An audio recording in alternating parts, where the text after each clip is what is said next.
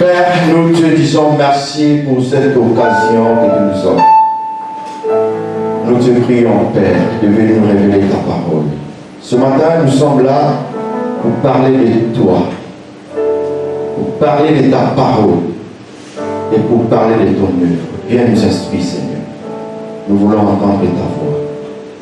Nous voulons que tu saisisses nos cœurs ce matin, afin que nous puissions encore une fois comprendre la pensée de Dieu dans sa parole.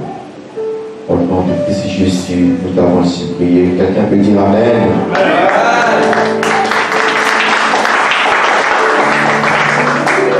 Gloire à Jésus. Amen ou amen pas? Amen ou amen pas? Ok, que le Seigneur nous bénisse. Ce matin, nous allons parler sur la Pentecôte. Dis avec moi la Pentecôte. Maman dit ça va? Alors, quand je dis la Pentecôte, qu'est-ce que je veux dire par là? Aujourd'hui, beaucoup des églises célèbrent la Pentecôte.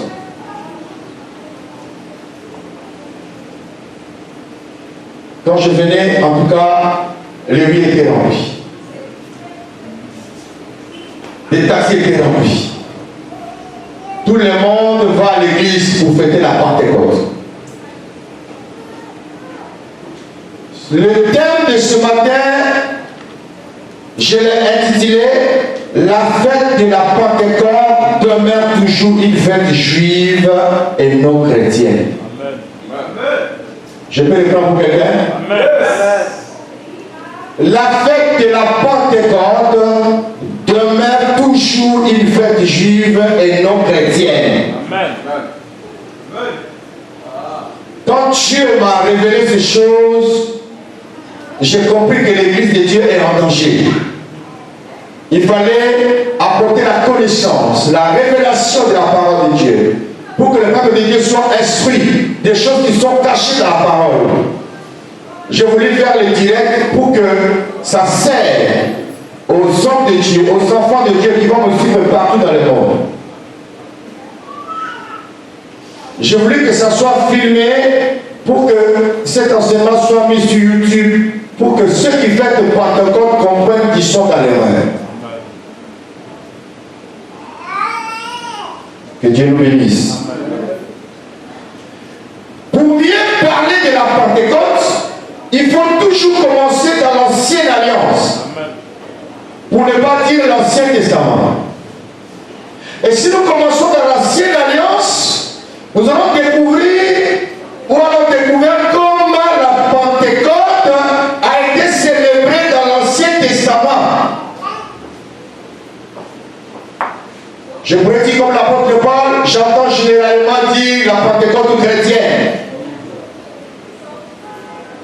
Nous célébrons la Pentecôte chrétienne, pas la Pentecôte juive.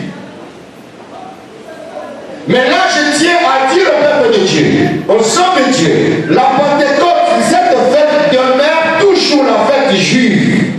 Elle ne sera jamais une fête chrétienne. Parce qu'elle n'a jamais été une fête depuis le commencement de l'Église. Nous allons découvrir ça ensemble dans les Écritures. Alors pour bien commencer, nous allons dans l'Ancienne Alliance. Nous allons prendre le livre de Exode, chapitre 23. Je veux que vous lisez rapidement le verset 14.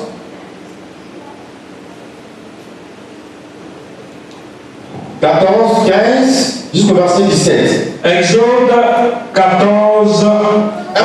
Exode 23, verset 14 jusqu'au verset 17. Je fais la lecture. 3 fois par année, tu célébreras des fêtes à mon honneur. Tu observeras la fête des pains sans levain. Pendant 7 jours, au temps fixé dans le mois des épis, tu mangeras des pains sans levain, comme je t'en ai donné l'ordre. Car c'est dans ce mois que tu es sorti d'Égypte, et l'on ne se présentera point à vide devant ma face. Tu observeras la fête de la moisson, des prémices de mon travail. de ce que tu auras semé dans les champs et la fête de la récolte à la fin de l'année.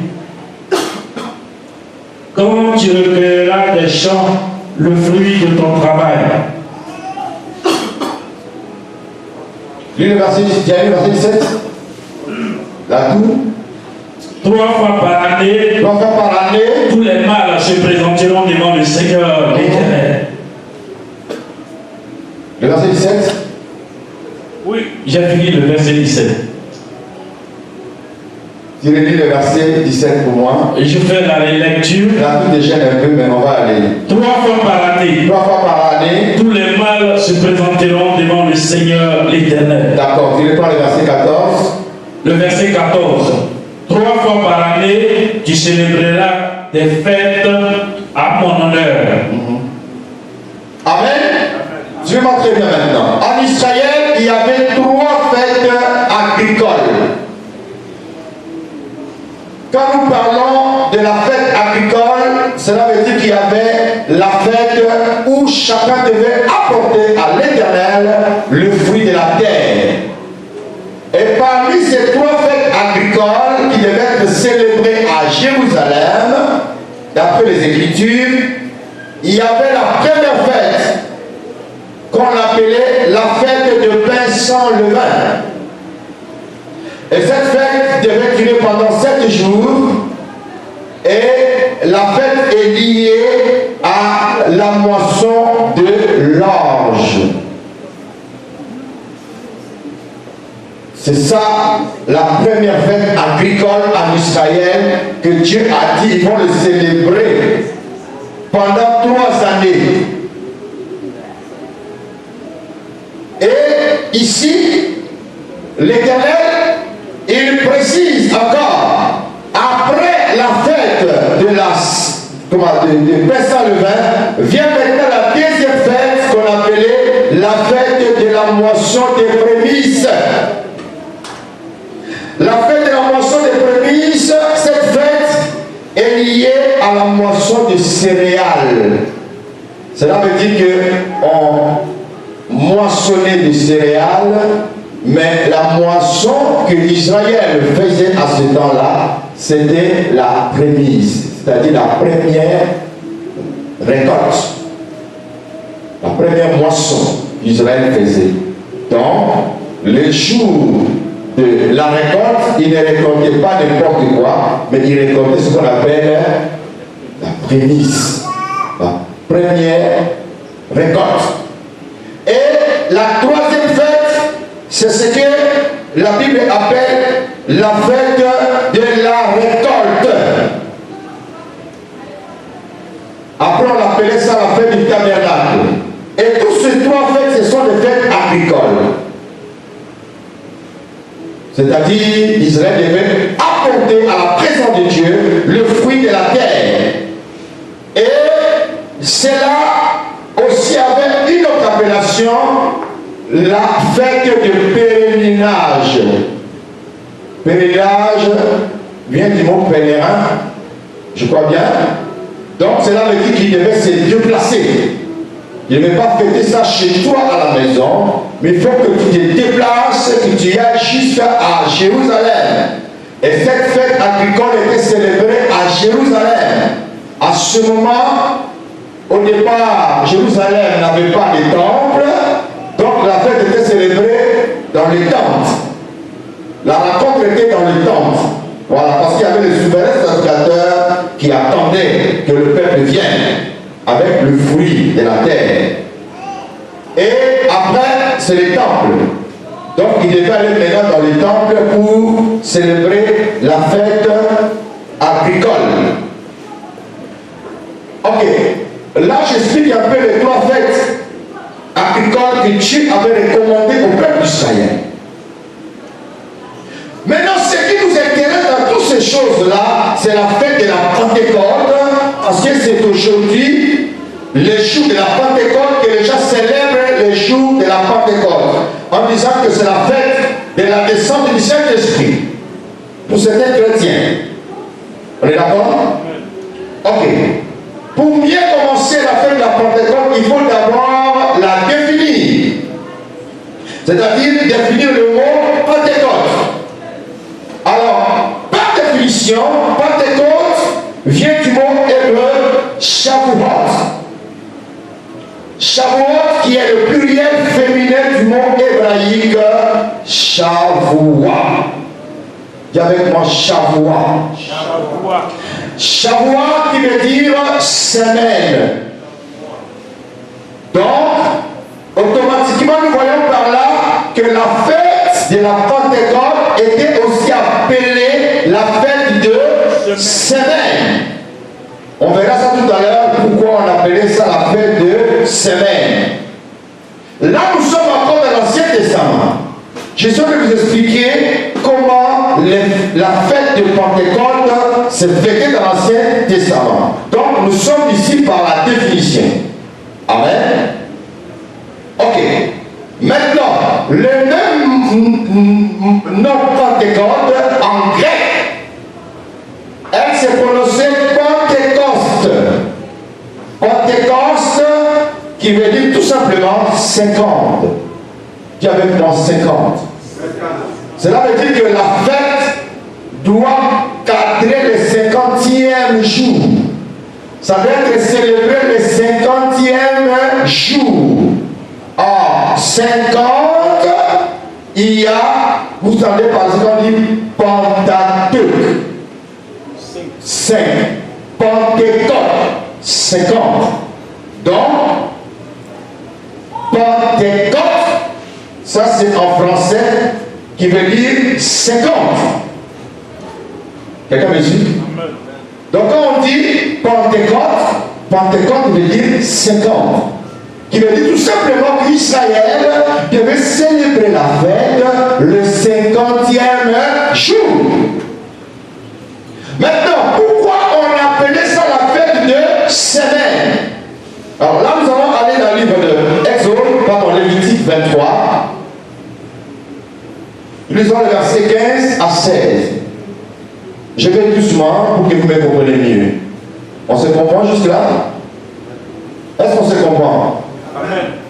D'accord, allons-y. Lévitique 23 à partir du verset 15. Ouais. Depuis le lendemain du sabbat, du jour où vous apporterez la gerbe pour être agitée de côté et d'autre, vous compterez cette semaine entière. Mais reprends, je vais expliquer, et puis on va aller, comme on n'a pas de tableau, on va expliquer doucement pour que vous compreniez. Depuis le lendemain du sabbat. On dit depuis le lendemain du sabbat. Du jour où vous apporterez la gerbe pour être agitée de côté et d'autre. Du jour où vous apporterez la gerbe pour être agitée de côté et l'autre. Attends, je vais expliquer. Cela veut dire que le lendemain du sabbat. Sabbat, dans l'Ancienne Alliance, parlait du repos. Où Israël devait se reposer comme Dieu se reposa le 7e jour. Amen. Donc, quand on parle déjà le lendemain du sabbat, ça veut dire après le 7e jour. On se comprend? Ok. La Shabbat ou le sabbat que Dieu nous parle ici, le lendemain du sabbat, il se trouve que dans ce verset, il va leur donner 7 sabbats. Quand nous parlons de 7 sabbats, ça fait combien de semaines? 7 semaines. Ça fait 7 semaines. On se comprend, non? Ça fait 7 semaines. Israël devait apporter des gerbes,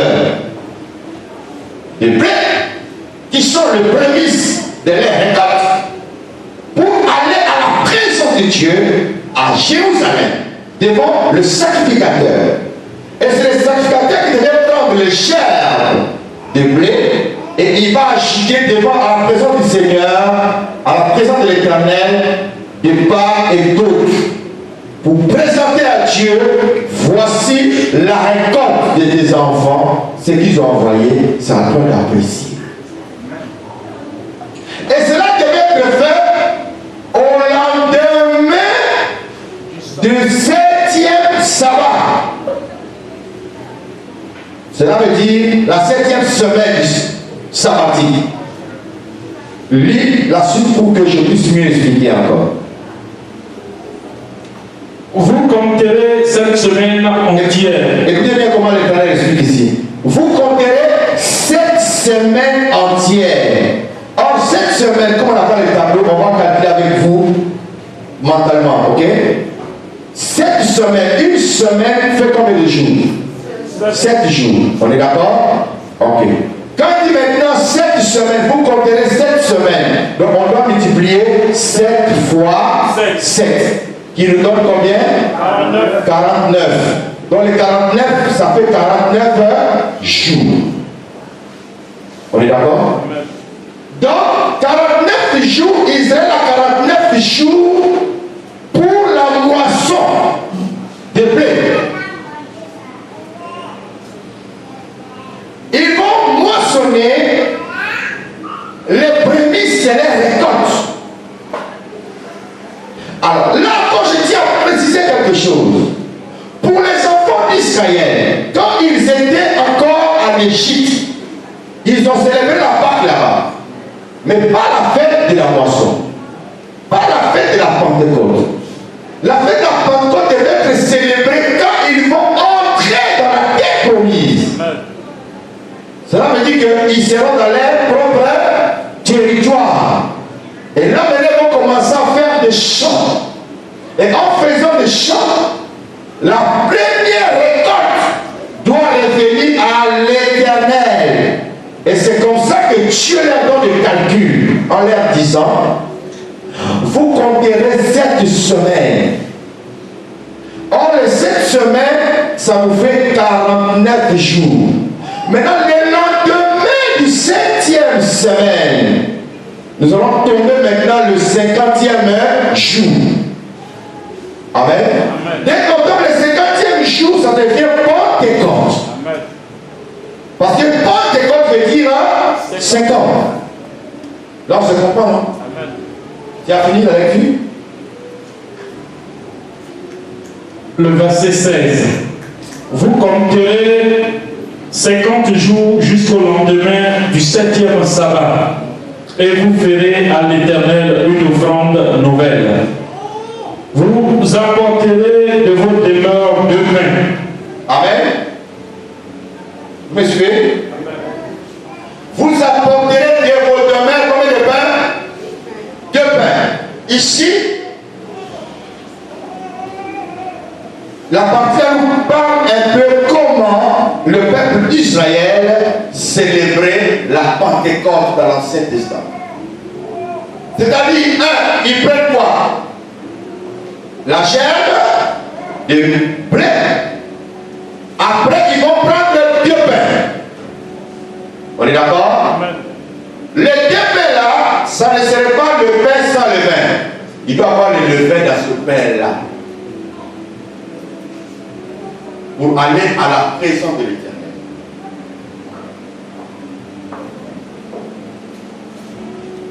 Écoutez. Donc, fini la lecture. Vous apporterez de vos demeures 2 pains pour qu'ils soient agités de côté et d'autre. Ils seront faits avec 2 dixièmes de fleurs de farine. Okay, non, là tu vas arrêter là. Tu prends le Lévitique 23, verset 9. Lévitique 23, le verset 9. L'Éternel parla à Moïse et dit, parle aux enfants d'Israël, et tu leur diras, quand vous serez entrés dans le pays que je vous donne. Vous entendez? Quand vous serez entrés dans le pays que je vous donne. C'est là qu'ils vont commencer à fêter la Pentecôte. On est d'accord? Parce qu'ils doivent s'aimer, ils ne doivent pas s'aimer en Égypte. Ils ne doivent pas s'aimer dans le désert. Il faut qu'ils arrivent dans le pays que Dieu leur donne. Et c'est là maintenant la moisson, pardon, la moisson, la récolte, et tout ça va commencer. Donc nous pouvons comprendre que la fête de la Pentecôte a eu lieu quand Israël a arrivé dans la terre promise. Et c'est là maintenant qu'ils doivent commencer à s'aimer. On est d'accord? Est-ce que tu as pris le verset?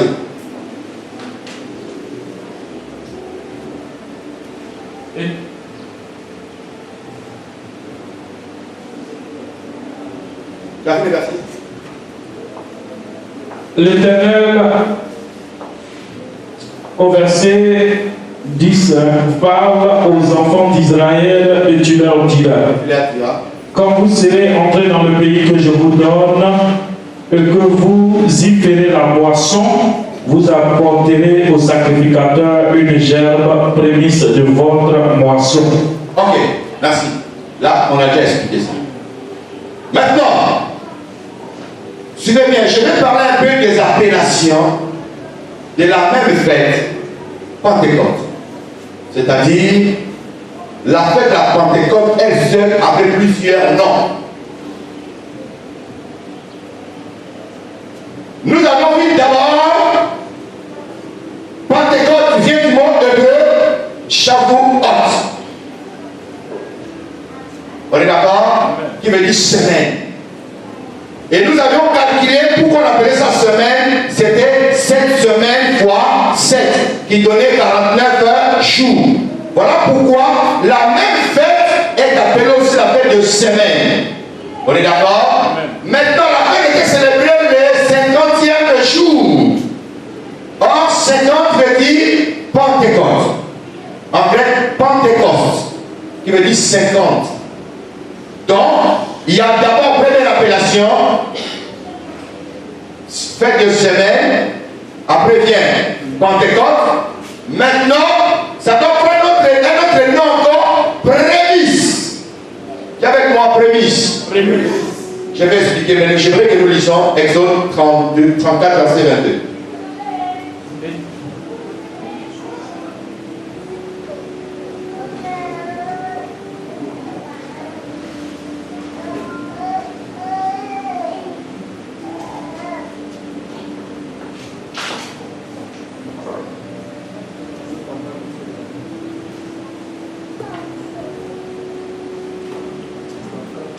Oui, vas-y. Exode 34, le verset 22.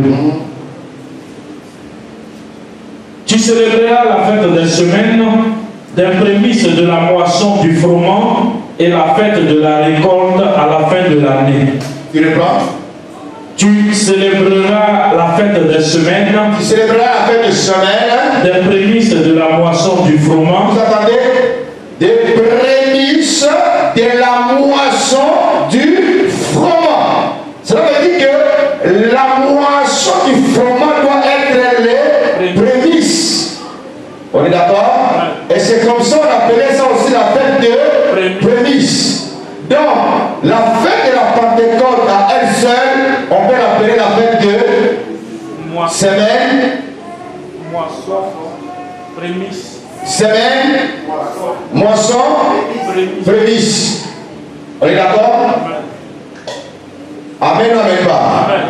Et ça donne ce qu'on appelle Pentecôte. Et jusqu'à là, nous voyons que c'est une fête agricole. Alors, comment cela se faisait? Israël devait se déplacer pour aller à Jérusalem, là où il y avait les souverains sacrificateurs. Et chacun devait apporter à l'Éternel le fruit, les prémices de sa moisson. Et il va aller croiser les souverains sacrificateurs. Et chacun doit apporter sa gerbe. Mais en apportant les gerbes, il doit aussi apporter les deux pains où il y avait les levures dedans. Et les souverains sacrificateurs devaient acheter les gerbes de blé et puis les deux pains à la présence de l'Éternel. Là, nous pouvons lire ça dans Lévitique 23, verset 10 jusqu'au verset 11. C'est ainsi que nous voyons dans Actes des Apôtres, chapitre 2, le verset 1 et le verset 5. On nous parle les jours de la Pentecôte, les Juifs pieux, ils sont venus tous à Jérusalem. Vous me suivez? Les jours où le Saint-Esprit est descendu parmi les apôtres, il y avait les différentes juives. Tu peux lire ça? Acte 2. Le verset 1 et puis tu sautes le verset 5. Le jour de la Pentecôte, ils étaient tous ensemble dans le même lieu. Or, il y avait en séjour à Jérusalem des Juifs, hommes pieux de toutes les nations qui sont sous le ciel. Au bruit qui eut lieu, la multitude... Non, c'est bon déjà. Tu reprends? Je reprends le verset 5. Or, il y avait en séjour à Jérusalem des Juifs, hommes pieux de toutes les nations qui sont sous le ciel. Tous les Juifs, hommes pieux de toutes les nations qui sont sous le ciel. Donc, ce sont les Juifs éparpillés. Donc, ils étaient à Éphèse, à Colosse, à Corinthe, en Asie, partout. Donc, même ils sont quittés en Afrique. La fête de la Pentecôte était célébrée à Jérusalem. On est d'accord? Et c'est à l'intérieur du temple qu'on faisait des sacrifices. Parce qu'ils apportaient le pain, les gerbes, et il y avait aussi des sacrifices d'animaux qui se faisaient. Il était exigé 7 agneaux, mâles sans défaut. Et il y avait encore des jeunes taureaux, il faut apporter à la présence du Seigneur. Il y avait des offrandes, des libations, il fallait faire ce jour-là à la présence de l'Éternel. Et Israël n'avait pas le droit, tant que les sacrificateurs n'ont pas encore acheté tes gerbes. Il n'a pas encore agité ton pain. Il n'a pas encore accepté ton sacrifice. Tu n'avais pas le droit de manger quoi que ce soit. Tu restes en jeûne jusqu'à ce que tout soit fait devant l'Éternel. À ce moment-là, la fête peut commencer. Les gens peuvent se réjouir. Comme ici en Côte d'Ivoire, nos frères baoulés aiment aller souvent au village le jour de la Pakinou. C'est un jour de retrouvailles. Hein? Donc il y a d'autres qui ça faisait très longtemps, ils ne se sont pas croisés, ils se disent que non, à Pakinou on va se croiser. Je sais que quelqu'un sera là. Non, ce qui fait que quand tu as une servante baoulée, mon frère, il faut déjà commencer à l'enchaîner avant que Pakinou n'arrive. Sinon elle va te créer, elle va te créer une invention que tu n'as jamais entendue. Tu seras obligé de la libérer. D'autres même ils s'échappent une semaine avant. Parce que c'est un moment de retrouvailles. Donc, à Jérusalem, c'était pareil. C'était un moment de retrouvailles. Tous les Juifs venaient de partout pour venir célébrer la Pentecôte. Et c'est comme ça que nous voyons que les jours où le Saint-Esprit est descendu, en tout cas les Juifs pieds sont venus de partout, ils se retrouvaient là-bas. On est d'accord? Cette fête ne se célébrait pas chez toi à la maison. Voilà pourquoi on appelle ça ce qu'on appelle le pèlerinage. Il faut se déplacer, aller jusqu'à Jérusalem. On se comprend jusque-là? Là, je suis encore en train d'expliquer la Pentecôte juive dans l'Ancien Testament. On se comprend? Voilà. Alors, pour mieux, enfin, on va encore continuer, toujours dans l'Ancien Testament. Ici, il y avait encore une autre appellation. Là, je crois que c'est la dernière dans l'Ancien Testament. Mais cette fois-ci, cette appellation, on ne la trouve pas dans les Écritures. Mais je vais expliquer. Les Juifs, après, ils se sont réunis.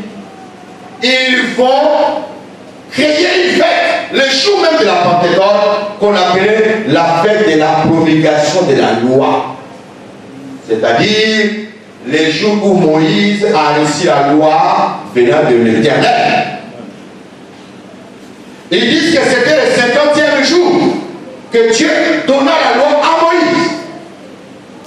C'est qu'est-ce que j'entends que les jours de la Pentecôte, c'est le jour-là à coïncider au jour de la promulgation de la loi. Moïse a reçu la loi venant de la part de l'Éternel. Comme nous voyons nos frères musulmans, ils fêtent la fête de Coran. Comment on appelle ça? Coran. Comment on appelle la fête du Coran? Le jour où Mohamed a reçu le Coran. La nuit du destin. La nuit du destin. En fait, je ne me connais pas trop dans cette histoire-là. Mais non, Mahomet, ça c'est la naissance de Mahomet. Voilà.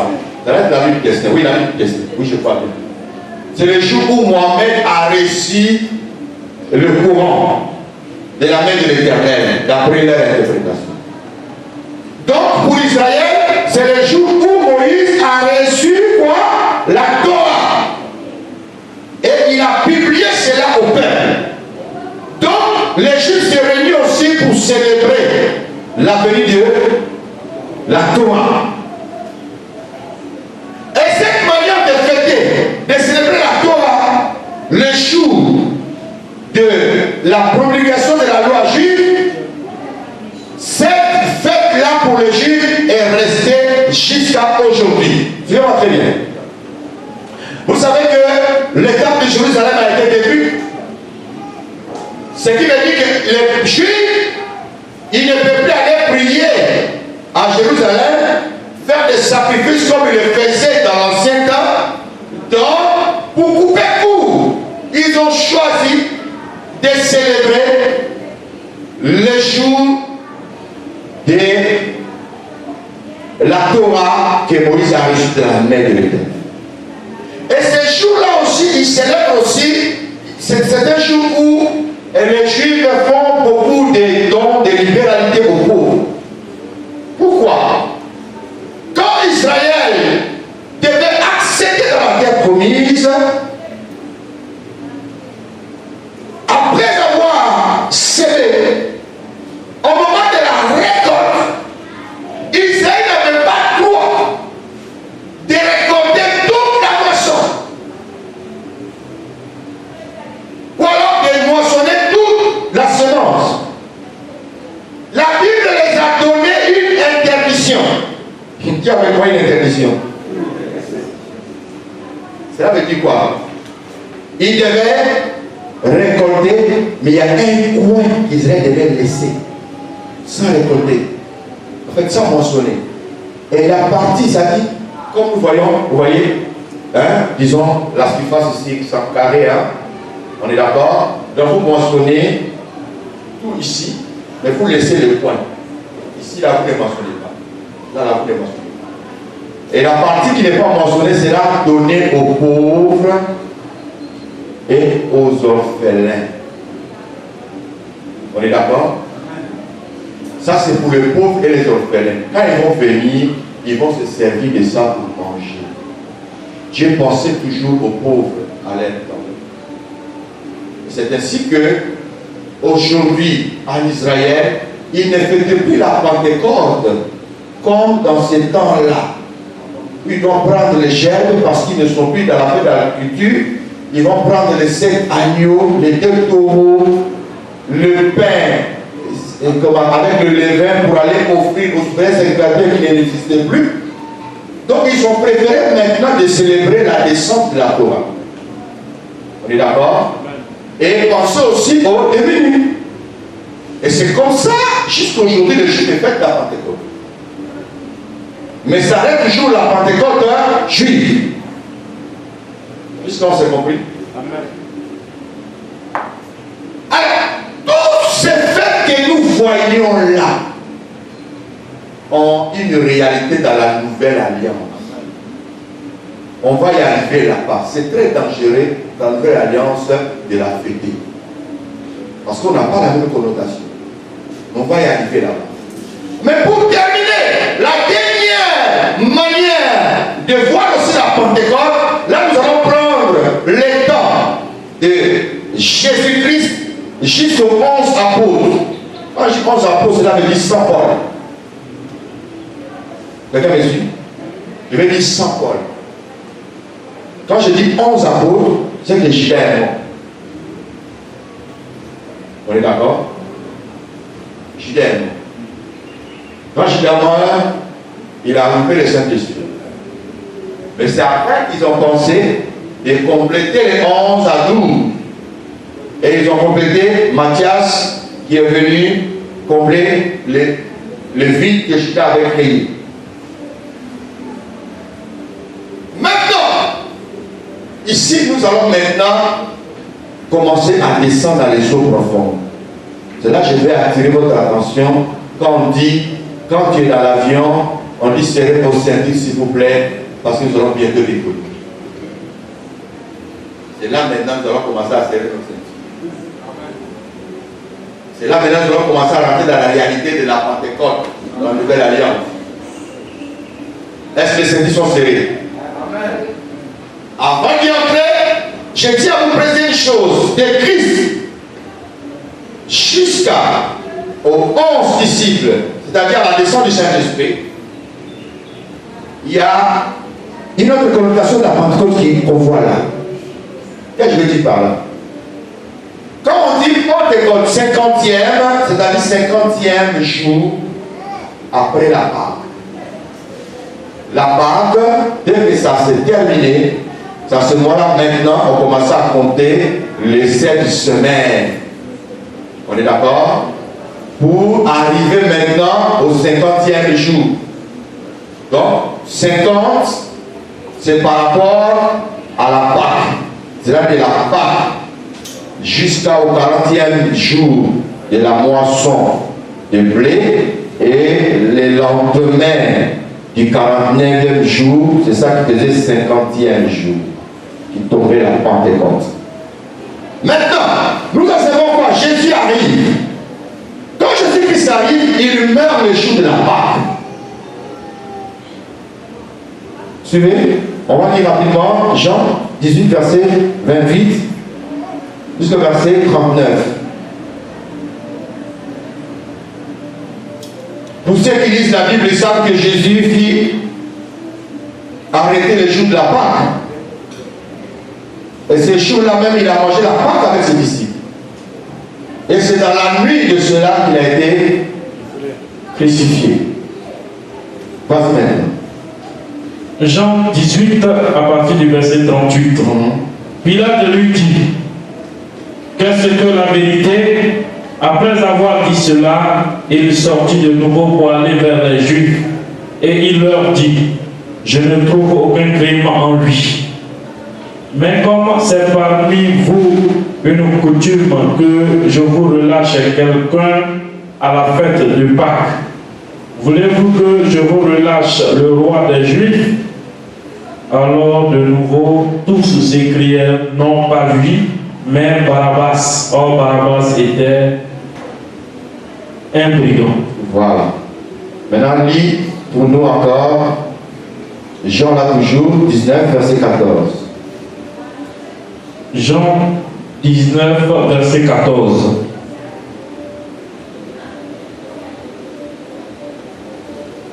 Jean 19, le verset 14. C'était la préparation de la Pâque. C'était la préparation de la Pâque. Et environ la 6e heure. Pilate dit aux Juifs, voici votre roi. Mais ils s'écriaient, ôte, crucifie-le. Pilate, leur dit-il. Crucifierai-je votre roi? Les principaux sacrificateurs répondirent, nous n'avons pas de roi que César. Merci.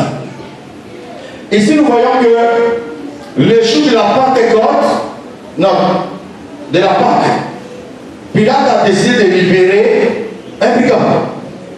Parce que c'était la coutume. On est d'accord? Et là maintenant, le Christ Jésus fit arrêter le jour de la Pâque. Et si nous allons encore plus loin, nous allons comprendre que le Christ a été crucifié même le jour de la Pâque. Donc, Christ meurt le jour de la Pâque. Il nous reste combien de jours pour arriver à la Pentecôte? De la Pâque pour arriver à la Pentecôte, il nous reste combien de jours? 50 jours. On est d'accord?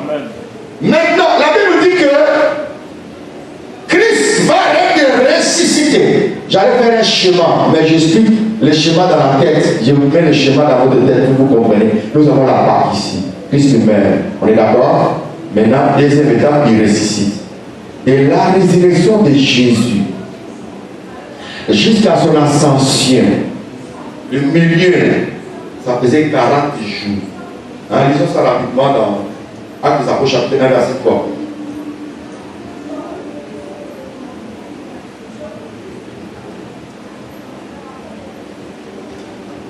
Vite. Acte 1, verset 3. Après qu'il eut souffert, il leur apparut vivant et leur en donna plusieurs preuves. Se montra à eux pendant 40 jours. Pendant 40 jours. Amen ou amen pas? Amen. Se montra à eux pendant 40 jours. Ça veut dire qu'il est resté avec eux pendant 40 jours. Et après les 40 jours, Christ est parti. Ok. Il reste combien de jours pour arriver à 50 ans? 10 jours. Donc, de l'ascension de Christ jusqu'à le jour où le Saint-Esprit descend, ça faisait 10 jours. Maintenant, 10 plus 40 jours que Christ a vécu sur la terre, ça fait combien? Ça fait 50. On est d'accord? Maintenant, le 50e jour, c'est là maintenant le Saint-Esprit est descendu. Et là maintenant, nous allons commencer maintenant à serrer les ceintures. Le Saint-Esprit descend le jour de la Pentecôte. Ok, nous avons déjà, première Pentecôte, on a vu agricole. On est d'accord? On appelait ça la fête de moisson, semaine, prémisse. On est d'accord? Maintenant, deuxième, on a vu la fête de la promulgation de la loi. Selon la tradition juive, ce n'est pas écrit dans la Bible, il faut que les choses soient claires. Selon la tradition juive, ce n'est pas écrit dans la Bible que Moïse a reçu la loi le jour de la Pentecôte. Mais c'est les Juifs, selon les traditions, ils ont créé cette fête-là pour dire que nous célébrons la descente de la Torah et sa publication. Je commence à comprendre. D'accord. Maintenant, nous avons vu que le Christ, il a passé de la résurrection jusqu'à l'ascension 40 jours et il est parti 10 jours après le Saint-Esprit est descendu. C'est là maintenant nous avons besoin de comprendre. Parce qu'aujourd'hui les gens font Pentecôte. Est-ce que cela veut dire que le jour où le Saint-Esprit est descendu dans l'église de Dieu, c'est ce jour-là que la Pentecôte chrétienne a commencé? Question. Dieu répond, point d'interrogation. J'ai dit dans le thème que la fête de Pentecôte demeure toujours une fête juive. Elle ne sera jamais une fête chrétienne. Et c'est l'apôtre Paul qui vient nous éclairer ces choses-là. J'aimerais que l'église de Dieu me suive attentivement. Il dit mon peuple périt parce qu'il manque la connaissance. Faute de connaissance, mon peuple est détruit. Nous rentrons dans les Écritures pour voir réellement est-ce que la Pentecôte est-il une fête chrétienne? Est-ce que le jour de la Pentecôte, quand le Saint-Esprit est descendu à l'église, c'est ce jour-là que la Pentecôte chrétienne a commencé? Allons dans les Écritures ensemble. Actes des Apôtres, chapitre 2, verset 1er d'abord. Mais je crois que ce verset est vraiment clair, quoi. Les gens ne savent pas comment ils lisent la Bible. Acte 2, le verset 1er. Le jour de la Pentecôte, ils étaient tous ensemble dans le même lieu. Tu reprends, suivez ici, vas-y. Le jour de la Pentecôte. Le jour de la Pentecôte, ils étaient tous ensemble. Ils étaient tous ensemble dans le même lieu. Ok. Pour mieux comprendre encore, on commence derrière pour revenir devant. Ils étaient tous ensemble dans le même lieu les jours de la Pentecôte. Là, vous comprenez? Ils étaient tous ensemble dans le même lieu le jour de la Pentecôte. Donc, ils étaient tous ensemble dans le même lieu le jour de la Pentecôte. Ils attendaient quoi? Ils attendaient quoi? Le Saint-Esprit. Mais ils attendaient le Saint-Esprit quel jour? Cela veut dire que la Pentecôte a existé avant la descente de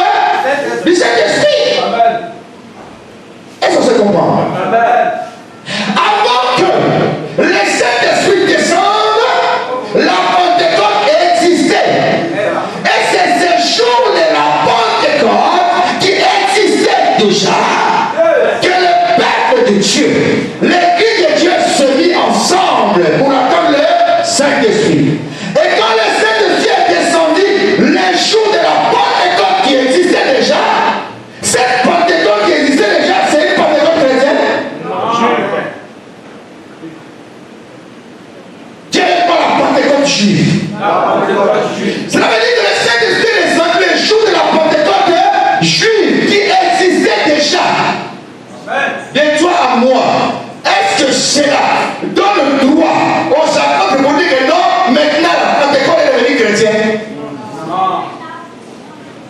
Ok. Entre le Saint-Esprit et la fin de la Pentecôte, qui est venu trouver l'autre? Hein? C'est le Saint-Esprit qui est venu trouver la Pentecôte. Donc tu ne peux pas dire que non. Aujourd'hui, je change. Aujourd'hui, ça revient ton Pentecôte. Non. Pentecôte a existé avant la naissance du Saint-Esprit. Le Saint-Esprit n'a rien changé. Quelqu'un comprend? Le Saint-Esprit n'a rien changé. C'est comme si, je prends un exemple, la fête de l'indépendance de Côte d'Ivoire. Ça tombe quand? Le 7 août. Maintenant, le 7 août, toi, tu as résolu de venir me rendre visite chez moi à la maison le 7 août. Ta visite chez moi à la maison, ça tombe quel jour? Les jours de l'année? Est-ce que c'est ces jours-là qu'on a l'indépendance? Donc, ta visite a coïncidé au jour de l'indépendance de la Côte d'Ivoire. Mais, l'indépendance de la Côte d'Ivoire a existé avant notre rencontre. Est-ce que c'est compris? Frère, ce n'est pas compliqué. On va étape par étape pour que nous comprenions d'abord ce que les Écritures nous parlent ici. J'étais à Koumassi, j'avais une conférence des hommes de Dieu. Frère, ils étaient prêts à célébrer les Pâques. Et je commençais à leur demander que la Pâque, ce n'est pas aussi une fête chrétienne. Oh frère, il y a des échauffourées là-bas. Comment il me dit ça? Quand je commençais à démontrer dans les Écritures, les bouches ont commencé à se faire. Quand je suis dans la Pentecôte, là, c'est plus grave. Alors il y a un frère qui se lève à donner un verset. Il dit alors on va nous apôtres. Alors, c'est lui qui a donné le verset là. Je verrai que vous lisez par exemple. Il dit non, on va ici voir. On va voir quoi dans la Pentecôte. Oh my God. Acte d'Apôtres chapitre 20, verset 7.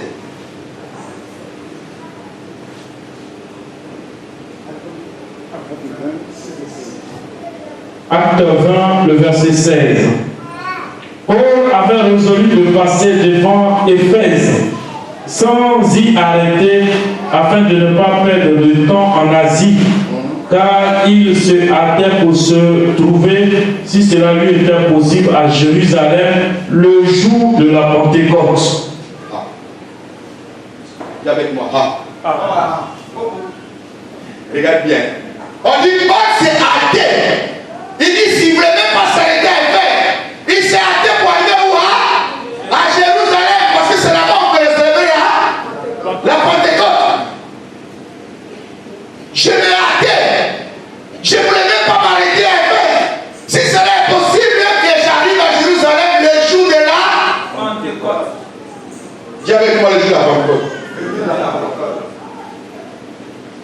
Paul arrive, s'il arrive à Jérusalem le jour de la Pentecôte, il arrive à Jérusalem le jour de la Pentecôte chrétienne?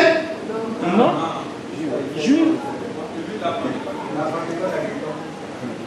Paul arrive à Jérusalem le jour de la Pentecôte juive. Elle demeure toujours la Pentecôte juive. Pourquoi? Parce que le Saint-Esprit est descendu le jour de la Pentecôte juive. Paul n'a rien changé. Il ne m'a pas dit que non, je cours à Jérusalem pour, si possible, arriver le jour de la Pentecôte chrétienne. Oh! Mais c'est le Seigneur venu trouver la Pentecôte juive là, non? Il est descendu le jour de la Pentecôte juive. Donc lui, il arrive à Jérusalem le jour. My God! D'accord. Lui, il va continuer à finir. Paul arrive à Jérusalem le jour de la Pentecôte juive. Il dit bien le jour.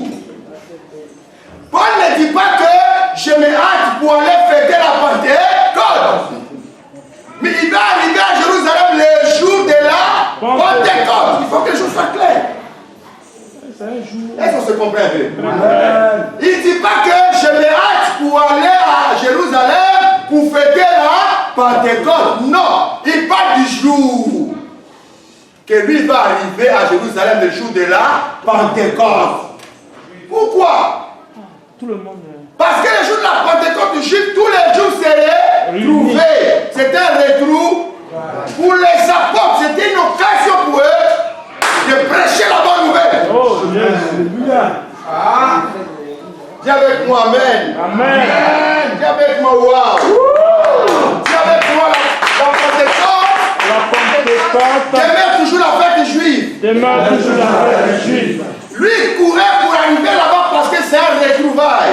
Tous les frères juifs seront là-bas. C'est une occasion pour Paul de prêcher Jésus.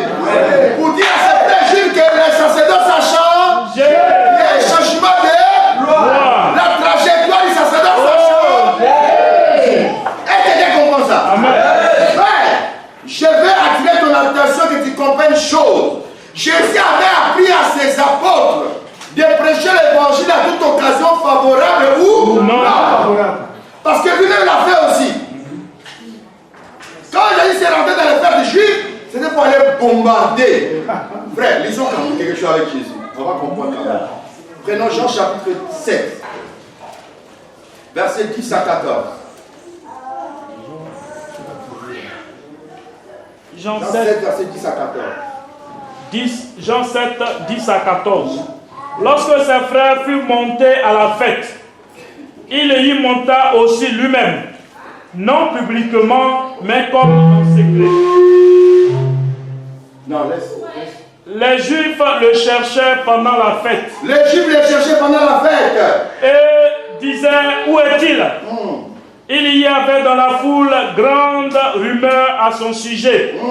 Les uns disaient, c'est un homme de bien. D'autres disaient, non, il égare la multitude. Personne toutefois ne parlait librement de lui, par crainte des Juifs. Vers le milieu de la fête, Jésus monta au temple. Et il enseignait. Il n'a pas dit fêter, il enseignait. Oh Jésus. Vas-y. Au verset 15, les Juifs s'étonnaient, disant, oui. Comment connaît-il les Écritures? Ah, donc c'était l'occasion pour lui de prêcher. Il n'est pas venu fêter la fête du tabernacle. Pardon, oui, c'était le tabernacle. Il n'est pas venu fêter cette fête-là. Jésus est venu pour les prêcher. Et le verset 37, il dit quoi? Le verset 37. Le verset 37. Le dernier jour, le grand jour de la fête, Jésus se tenait debout, s'écria. Le grand jour, le dernier jour de la fête, Jésus se tenait debout et s'écria. Si quelqu'un a soif, qu'il vienne à boire. Et qu'il boive. C'est le prix le plus de Jacob. Oh Jésus.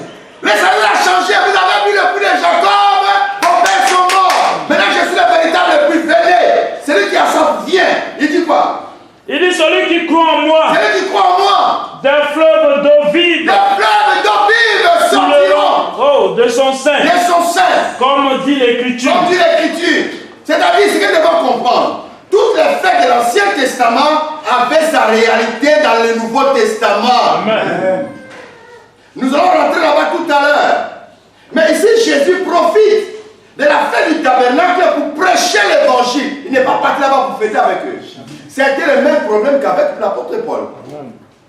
Est-ce qu'on se comprend? Amen. Il y a pas un verset dans la Bible où un disciple de Jésus a fêté Pentecôte. Où l'église se réunissait, bon, réunissons-nous, allez, prions. C'est-à-dire, supposons, oh my God, comme le font les religieux aujourd'hui. À l'heure où je vous parle, il y a déjà des gens, quelque part, ils sont obligés les gens à parler en langue. Ils prient pour qu'il y ait des manifestations de dons spirituels. Mais si c'est dans ce système-là, cela veut dire qu'on va revenir dans les apôtres, les jours de la Pentecôte du juif, et ils doivent se réunir ensemble pour que le vent impétueux souffle, et que les langues de fête descendent, et que chacun puisse parler en langue. Vous êtes d'accord? Il arrive dans la maison de Corneille, il a prêché l'évangile, il a dit que non, mon frère, pour le Saint-Esprit, il faut attendre le jour de la Pentecôte. C'est ce jour-là qui est réservé pour lui. On est d'accord? Mais Corneille n'a pas attendu les jours de la Pentecôte. Pendant que Pierre prêchait l'évangile, le Saint-Esprit a même temps se manifestait. Alléluia. Ceux qui étaient là, ils ont commencé à parler à d'autres langues. Ils étaient remplis du Saint-Esprit. Est-ce que le Saint-Esprit a attendu les jours de la Pentecôte? Non. Ça, c'est quelle bêtise qui se passe dans l'église aujourd'hui. Nous avons une mission, frère, d'aller dire à ces gens-là, la fête pentecôtiste, la fête de Pentecôte demeure toujours une fête juive. Elle ne sera jamais une fête chrétienne. Quelqu'un comprend? Amen. Maintenant, regarde, il y a un qui me donne 1 Corinthiens. On va lire ça rapidement. 1 Corinthiens 7, verset 8. 1 Corinthiens 5, verset 8. Non, 16. 1 Corinthiens 16, le verset 8.